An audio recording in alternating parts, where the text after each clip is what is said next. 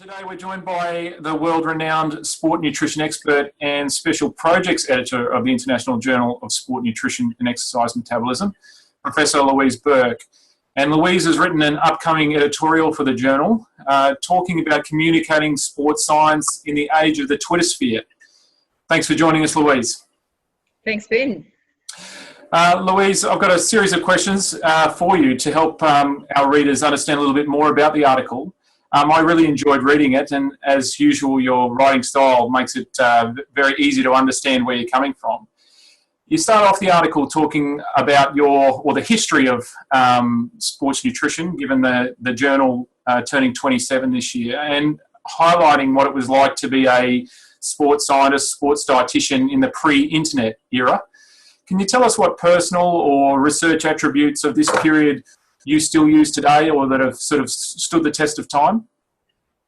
Well, I think I said in the article that there are so many ways in which you had to be really organised and go out of your way to find the scientific material. I think if you want to be successful today and you've come from that background, it's smart to look at what's currently available and learn to change. But the one thing I haven't changed is I still subscribe to quite a few journals in hard copy, because I find, for me, when that journal arrives on the desk, it's pretty hard to ignore. When things come in by email and you put them in your inbox and save them somewhere special to read later, I often find that I don't get round to that. But there's something compulsive to me about seeing that journal in its reality. And I often find lots of little nooks and crannies of my day where I can take that journal with me, and it might be 5 minutes here and 10 minutes there. But I generally get through it probably more regularly than if I just stack things up in my inbox. Okay. Now, you highlighted in the article the challenge for modern sports scientists being in an environment where information is freely available and there's also a large volume of it. But at the same time, we have a lot of individuals who promote their own dietary experiences as a template for others to follow, particularly in the sort of social media area. What do you see as a role for the modern scientist, both in terms of engaging in alternative facts or debunking those as opposed to creating new knowledge?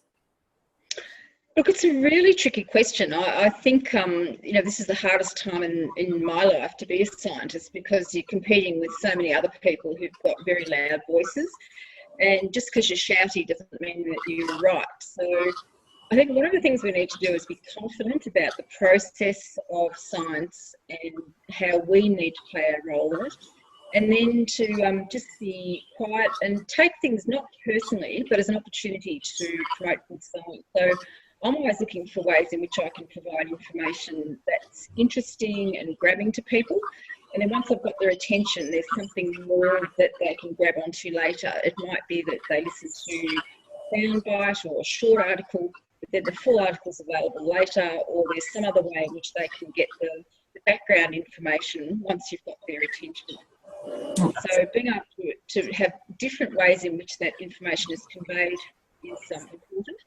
The other thing I think is that, we shouldn't just despair at all the nonsense that's going on, but recognise that there will always be an opportunity and a need to have good, sound information in the background, and people will eventually come back to that. I read an interesting Twitter feed the other day from the comedian Ricky Gervais, and he says, "My favourite thing about facts is that even if you don't read them, they're still facts." And I thought, that's right. We've got to just remember that it'll be there and people will come to it eventually.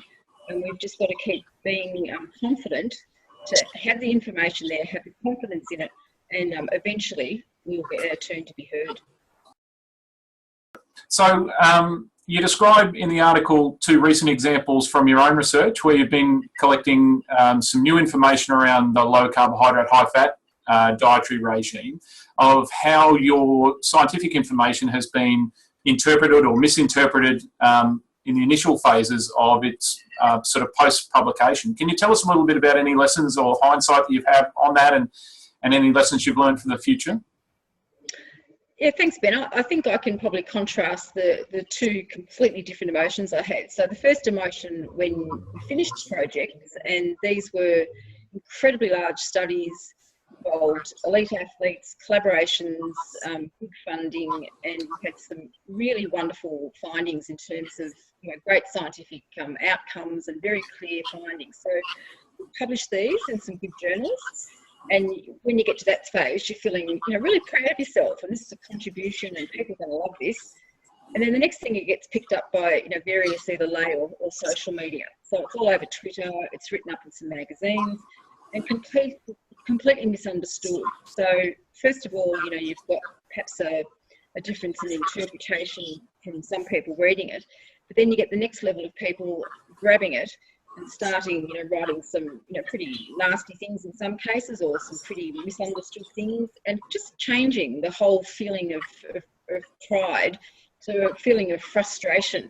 And I think I learned about myself that I've got a thinner skin than I thought. I was so angry, and I felt really personally criticised, and I felt, I just wanted to scream at some of the nonsense that I read about these articles.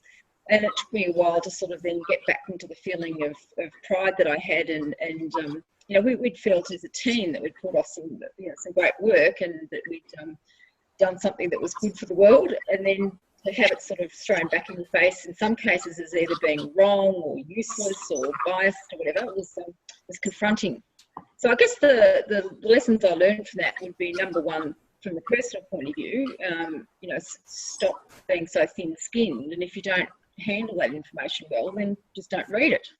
I think I said in the article, you'll never get those parts of your life back, the time that you spend chasing down rabbit burrows of nonsense comments. So I've learned about what's a good way for me to spend my time. But the second thing I've learned is that perhaps when you go to publish those kinds of articles, be ready with some extra information, whether it's more suited to the lay area, or whether it's some proactive things that you might put out on Twitter and get some friends to do the same sort of thing, so that you can go out with your article and try and fill a whole lot of other spaces with more sensible information, so that you've got a little bit of control, or a little bit of way of being able to promote what you'd like to see, rather than just be reactive to the things that you find really uncomfortable and frustrating.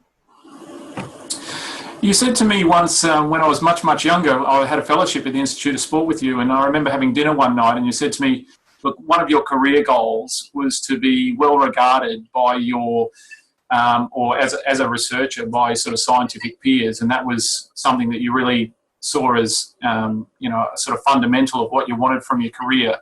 Can you tell us, given these experiences where we've got this whole range of sort of new inputs as to how you're going as a researcher, what do you use as sort of your metrics to gauge how your impact as a researcher and how you're progressing?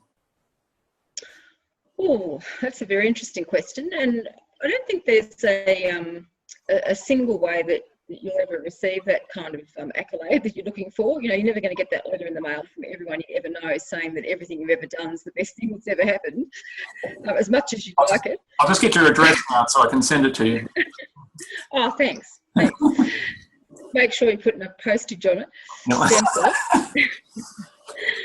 So I guess there's other little ways that you can see some feedback that's meaningful to you. So sometimes you get some nice tweets or social media commentary from people that you admire, who then quote your work and say, this is something that's worth listening to. So that's, that environment that you enjoy. But, often there's just opportunities for people to say to you, I really admire what you've done, or thanks for doing that study. And I have to say, anytime I get an email or a telephone call or something that is of that nature, it really is meaningful, because I know how busy we all are and how often people don't, congratulate each other or pass on any of their feelings of congratulations to other people for good stuff, because, we just always think, oh, if you're good, you'll know you're good. But I've tried in the last while of my life, when I feel that about somebody else, to pass it on, because I know how much that would mean to me. So maybe we can all learn a bit from that. Yeah, that's a very good answer. Final question for you. I mentioned earlier in the interview that the journal itself is now in its late 20s, 27. And, for most sports, that's the athletic peak, isn't it? You're at the top of your game in your sort of late 20s. Can you tell us a little bit about your vision for the future of the journal heading towards the sort of big 3-0? Oh yes, well look, I would love the journal to be regarded as the place you send really good sports nutrition papers. So whether it's review papers or original research, that the journal is thought of as having very high standards of methodology. And one of the things we've been doing over the last years is actually getting some people who are very good at certain types of sports nutrition research to write up the methodology. You know, if you're going to do a supplement study, what do you need to do to make it a good one? If you're going to do a dietary survey study, how can you find reliable and valid information about what people eat? So if we could give some roadmaps to people to do good research, hopefully then people will use those to do the good research and send it to the journal, knowing that's the place where people will go to read that sort of information. Louise Burke, it's been an absolute pleasure. You do great work. The journal thanks you very much for it. We look forward to seeing future work, and thank you for your time today. Thanks, Ben.